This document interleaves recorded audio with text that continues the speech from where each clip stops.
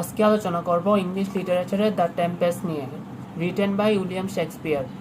The Tempest একটি ঝড়ের মধ্য দিয়ে শুরু হয়। জাহাজটি নেপলসের রাজাকে বহন করেছিল এবং তার সাথীদের নিয়ে সাগরের মধ্যে ভাসমান থাকার জন্য সংগ্রাম করে প্রসপেরো এবং তার কন্যা মিরেন্ডা ভূমি হতে জাহাজটিকে মুড়িয়ে যেতে দেখে। মূলত প্রসপেরো তার জাদুর সাহায্যে এই ঝড় তুলেছিল সাগরে।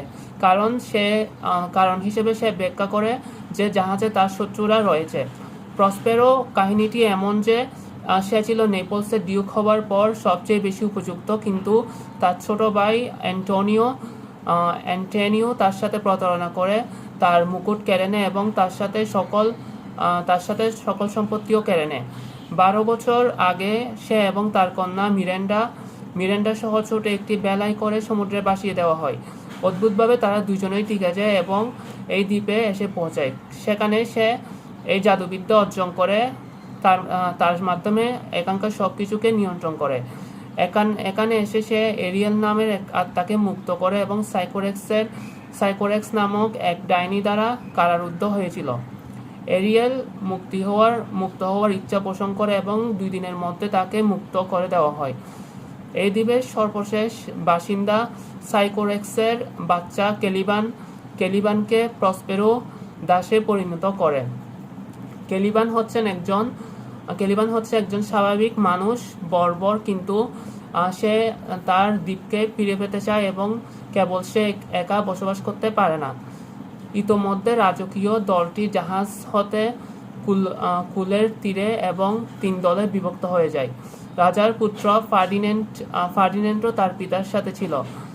দ্বীপে মূলত ঘুরতে সে ফার্ডিনেন্ড এবং মিরেন্ডার সাথে দেখা হয়ে যায় এবং একে অপরের প্রেমে পড়ে যায়। ইতিমধ্যে নেপলসের রাজা এলফেন্সো এবং তার অন্যান্য দলের সাথে সবাই দ্বীপের অন্য পাশে অবস্থান করে। আলফোন্সো ভয় পায় যে এই ভেবে তার ছোট ছেলে ফার্ডিনেন্ড হারিয়ে গেছে এবং হয়তো সে মারা গেছে। অ্যান্টোনিও প্রসপেরোর ছোট ভাই ও রাজার ছোট ভাই সিস্টারের সাথে দ্বীপে ভেসে আসে। অ্যান্টোনিও খুব সহজে সেবাস্টিয়ানকে বুঝায় যে সে সিংহাসনটিকে তার নিজের করে নেওয়ার জন্য ছোট ভাইকে হত্যা করা উচিত।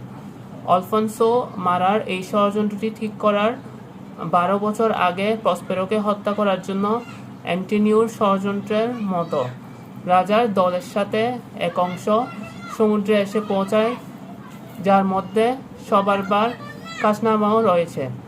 ট্রিনকালো ও স্টেফেনো কেলিবানের সাথে হোঁচট খায় এবং তাৎক্ষণিকভাবে তারা কেলিবানকে প্রদর্শন করে, যে কিনা এই বসতহীন দ্বীপ থেকে মুক্ত হয়েছে এবং টাকা আয় করবে।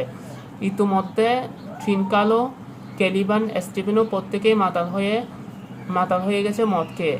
যখন মদ পান করা হয়েছিল, কেলিবান প্রসপেরোকে হত্যার পরিকল্পনা করে এবং সেখানে বাকি 2 জন সহযোগী হয়।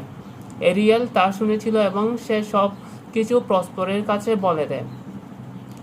ইতিমধ্যে প্রসপেরো ফার্ডিনেন্ডকে তার ভালোবাসা পরীক্ষার জন্য ব্যস্ত করে রাখে এবং মিরেন্ডা মানা করে যেন কোনো কথা না বলে, কিন্তু তবুও সময় বের করে এবং তাদেরকে ভালোবাসার স্বীকৃতি দেয়, যা কিনা মূলত প্রসপেরো নিজের পরিকল্পনা।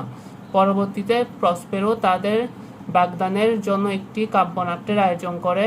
সেখানে সকল দেবতারা উপস্থিত থাকে এবং পরীরা তাদেরকে নেচে নিয়ে বিনোদন দেয়।